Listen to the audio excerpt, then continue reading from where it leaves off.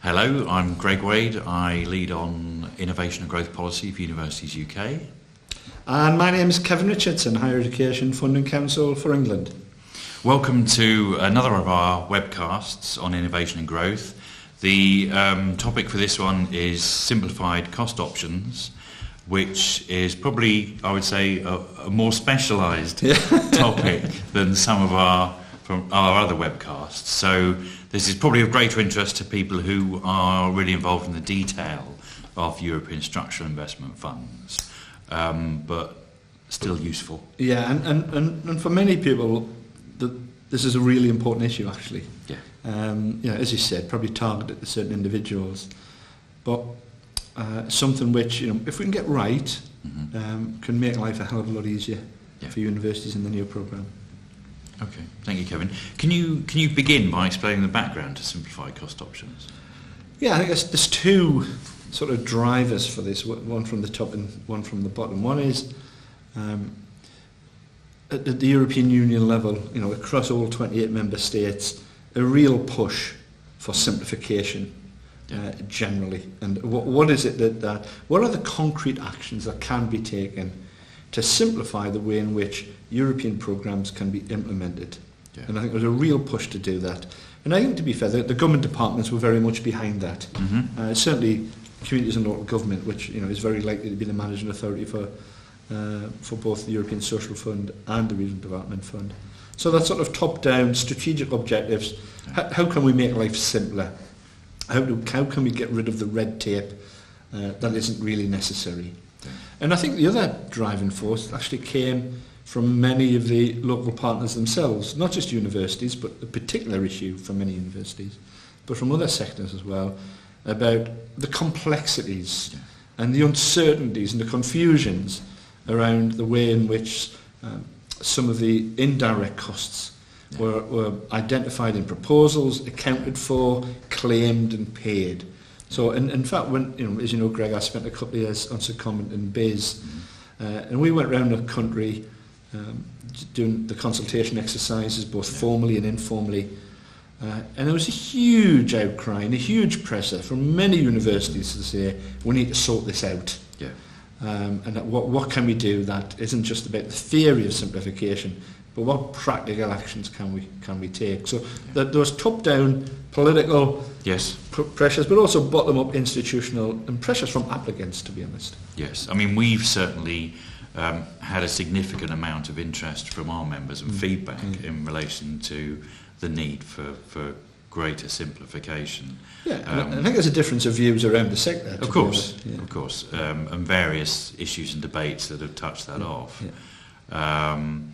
But I also think that it's not just experienced universities who are coming up with issues about simplification. I think it would be helpful because for universities who haven't yet engaged with ESIF, it can appear extremely daunting. So UK would welcome any tangible efforts to adopt a more simplified approach. Yeah, and I think the purpose of this short discussion, Greg, is perhaps targeted to those who perhaps not really sure what this is about. Yeah. It's not really for the experts, and it's about more for the newer audiences to perhaps explain in as plain as language as is possible what this is all about. So I can understand it as well.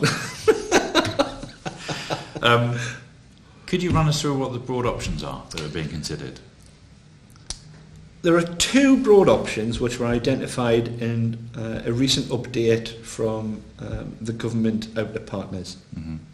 One is something called the use of flat rates, and there is the government also indicated at the same time that they are considering the use of what are called unit costs. So those are the two broad types which are under consideration at the moment. Okay, and how are each of them likely to work? Okay, I'll try and do this without any notes and without using any jargon. The first are called flat rates. What that's about is looking at the cost of ordinary revenue funded activity. That's the first point I say. Distinguishing between three types of costs in a project or an operation. One is the direct staff costs of delivery, the people actually employed the wages and the on-cost. Yeah. There are other costs of delivery, which are directly associated with delivery of the activity. Mm-hmm. And the third category are what are called indirect, or what others may call on-costs. Well, let's call it indirect costs. Yeah. So direct staff, other direct, and indirect. Those are the three broad headings. The first option, which the government has set out as their preferred intention, would be to use flat rates in which you take ordinarily 15% of your direct staff costs, and then that automatically, by a mathematical formula, becomes your indirect costs. So under that model, there will be no need to itemise out and identify all of your different indirect costs. Some people, and importantly, there wouldn't be an audit of those costs. The audit would be, have you calculated your direct staff costs correctly? Yeah. Have you multiplied that by 15% to give you your indirect costs? Okay. No audit on that underlying expenditure. Right. And obviously, if that's the model which is implemented, the simplification, of course, is we remove an area or activity which in the past has caused a degree of consternation. So you remove the detailed examination of indirect costs from audit? Yeah.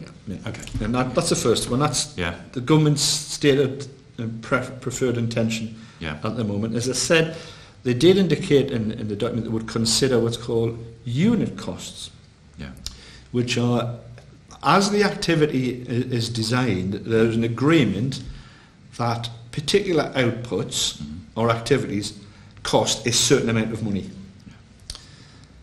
And those are defined and agreed in the offer letter. And as the outputs are delivered, the grant is paid on the basis of evidence of the outputs being delivered, not the expenditure on the activity. Yeah. So it's in effect a payment by results type approach. And there are a number of universities around the country who I think are interested in how that might work. The big debate, of course, is how much would we get per output. Okay. Yeah. And what the regulations allow for is either a scheme to be agreed with the European Commission, or there is also the possibility to use an existing member state scheme for a similar kind of activity. Okay. And that can be translated across. But as I said, the government thus far have said is that's something which they're considering, and I think they're waiting for further guidance from the European Commission before the move on that. But it's certainly something to watch. But as it stands, it will be that 15% of the direct staff costs. There are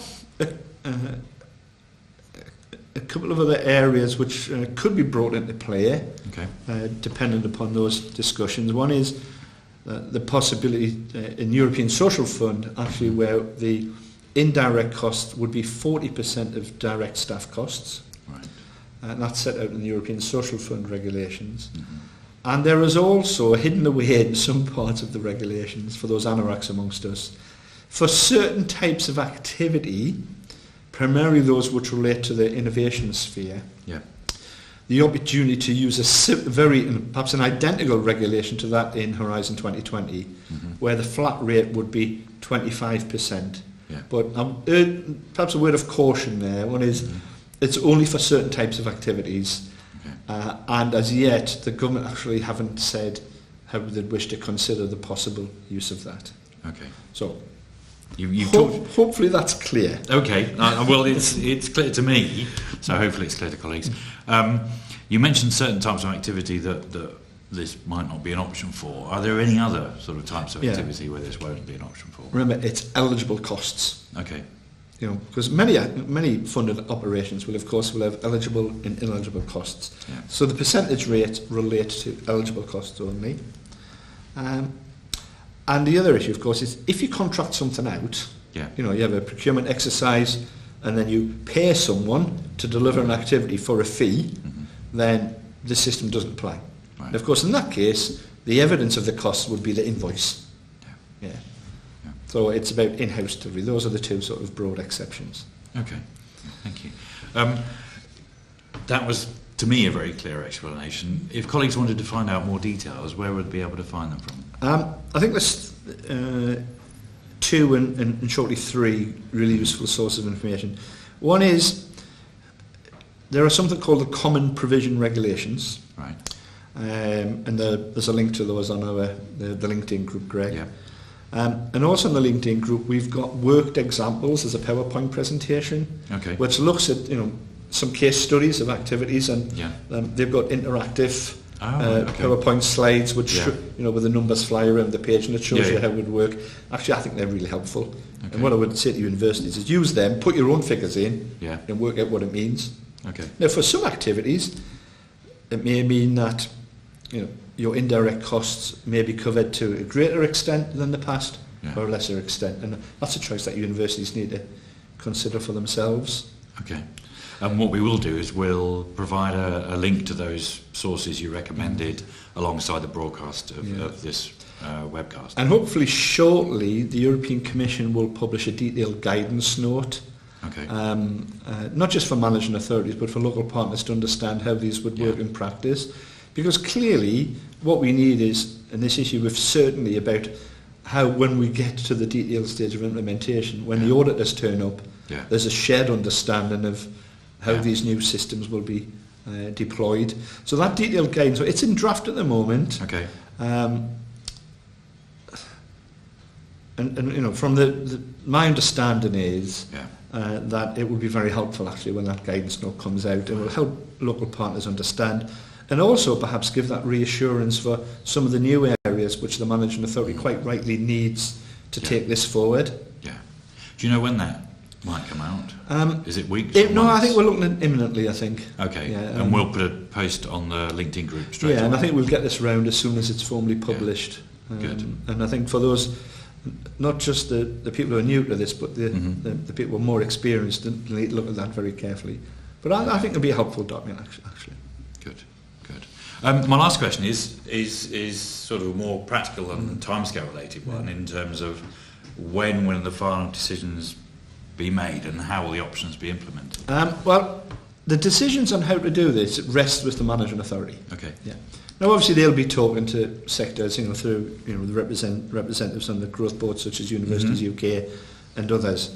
And the final decision, quite rightly, rests with the managing authority, because at the end of the day, any financial risk ends up on their desk.